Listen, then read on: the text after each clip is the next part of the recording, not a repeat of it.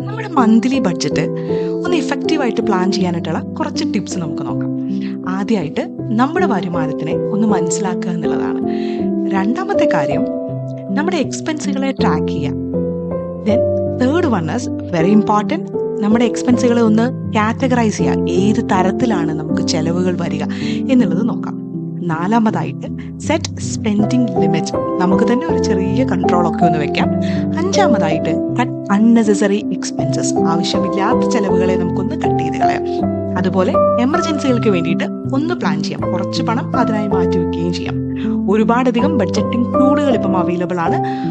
ഇത്തരം ടൂളുകൾ നമുക്ക് ഉപയോഗിക്കാം.